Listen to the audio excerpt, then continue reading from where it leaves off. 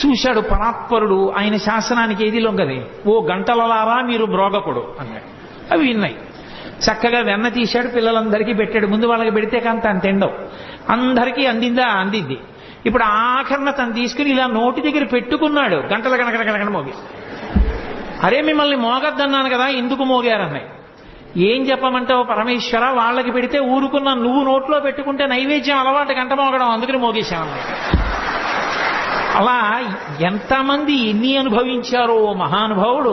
వేలుపుల్లటి నాకంటెను వేలుపు మరి ఎవ్వడనచు బికబకెన గిమా వేలుపుల్ల గోడపైనో హేలావతి నీత నూజుడింగిలి చేసన్. వచ్చిన పిల్లలకి అతిథులకి అన్నం పెట్టకుండా ఏమిటో బొమ్మలను అన్నీ పెట్టి నైవేద్యాలు అంటూ కూర్చుంటామేమిటి, నేనే పెద్ద పరమేశ్వరుండని చెప్పి ఆవిడ కళ్ళు మూసుకు ధ్యానం చేస్తుంటే చక్క చక్కెర పొంగలి అవి తినేసి మిగిలింది ఆ బొమ్మలకి రాహేసి వెళ్ళిపోయాడు. నాకన్నా వెళ్ళిపోవడం నీ తిన్నానులే చాలన్నాడు. కొడుకులు